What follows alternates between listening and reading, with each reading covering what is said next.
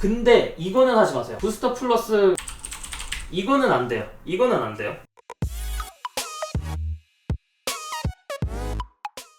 운동 후 영양, 전중 후 영양 섭취에 대해서 제가 간단하게 설명을 해드릴 건데, 사람들이 영양 섭취를 얘기를 하면 예를 들면 딱 이때 운동이 이때 들어가요. 운동 전 식사 이때랑 이상적인 시간은 쉽게 해서 보통 2시간이라고 생각을 하시면 돼요.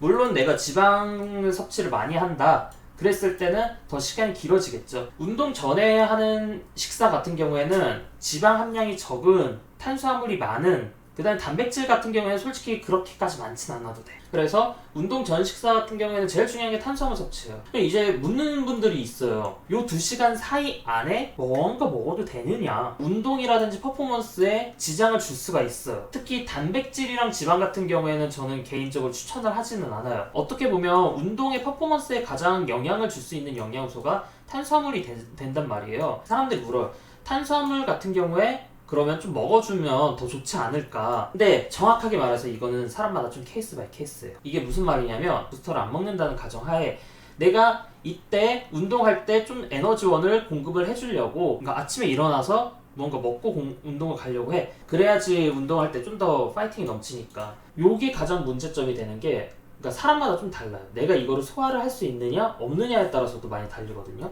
보통 문헌이라든지 책에서도 그렇게 얘기를 해요. 다량의 이제 그러니까 탄수화물이나 수분 같은 경우에는 운동에 지장이 안 될 정도로 먹으라고. 근데 이건 개인 차이가 되게 심해. 개인 차이도 심하고 운동 종목마다도 차이가 심하고. 여러분들이 만약에 이때 이 시간이 너무 짧아. 운동 전 식사하기도 너무 애매해. 이때 막 기상을 해. 근데 이 시간이 막 30분밖에 안 돼. 그래도 공복보다는 나는 무언가 좀 넣어주고 싶다. 그때 가장 좋은 게 게토레이 같은 스포츠 음료.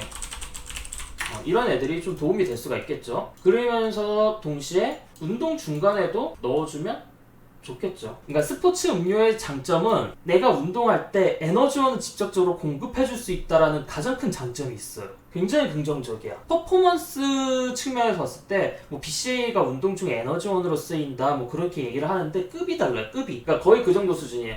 땔감으로 불을 지피는 수준이랑 가솔린이나 석유에다가 불을 들이붓는 수준? 근데 단점이 있죠. 이런 스포츠 음료의 단점. 에너지원으로 공급이 되죠. 그럼 내가 운동 중에 나는 지방을 태우고 싶었어. 난 다이어트의 목적이었어. 근데 에너지로 공급을 해주니까 지방이 안 타죠. 그래서 스포츠 음료 같은 경우에는 다이어트 할 때는 저는 좀 좋게 보지는 않아요. 만약에 내가 좀 벌크업이라든지 아니면 난 충분히 림매스업 중이다 그럴 때는 이런 스포츠 음료가 좋게 작용할 수가 있어요. 물론 내가 부스터를 먹는다라고 하면 이때 그런 부스터를 드시고 이렇게 할 수도 있어요. 근데 이거는 하지 마세요. 부스터 플러스 이거는 안 돼요. 이거는 안 돼요. 왜냐면 이런 게토레이라든지 스포츠 음료도 결국에는 당이에요. 당이란 말이에요. 탄수화물이란 말이에요. 얘네들을 한 번에 많이 마셨을 경우에는 우리 몸에서 얘네들을 저장하려고 해요. 인슐린이 분비가 된단 말이야. 근데 인슐린이 분비가 되었을 때 부스터는 그 반대작용을 해요. 내 몸에서 에너지를 더 쓰게 만들고 싶단 말이야. 인슐린은 저장하려고 하고 얘는 쓰게 만들려고 하고. 이게 상충될 수가 있어요. 간혹 어떤 사람들 같은 경우는 몸이 되게 불편할 수도 있어. 그러니까 뭔가 되게 메스껍다라는 그런 느낌을 받을 수도 있어요. 운동이 끝나잖아요. 그리고 보충제를 먹을 거예요. 근데 보충제를 바로 안 먹죠? 보통은 뭐 집 가서 먹거나 씻고 먹거나 약간의 텀이 있을 거예요. 여러분들이 아마 생각을 하는 거는 보통 여기서 딱 생각이 끝나. 여기까지만 그림이 완성돼서는 안 돼요. 가장 중요한 거는 이 이후의 영양 섭취가 언제가 되냐예요. 제가 물어요. 운동 후, 보충제 섭취 후 식사 타이밍이 언제냐, 이 텀이 얼마큼 되느냐. 이 텀이 되게 긴 사람들도 있어요. 뭐 2시간 이런 사람들도 있단 말이에요. 만약에 이게 식사 텀이 길다 그러면 단순히 웨이 프로틴 말고 카제인, 밀크 프로틴이라든지 그런 것들을 같이 섞여져 있는, 들어가 있는 제품을 먹어주는 게 더 좋죠. 근데 이 텀이 짧아. 식사가 거의 30분 안에 가능하다. 그럼 그냥 빠른 흡수의 웨이 프로틴만 있어도 충분하다라고 나는 생각을 해요. 이런 식으로 좀 큰 그림을 그리면 재밌다.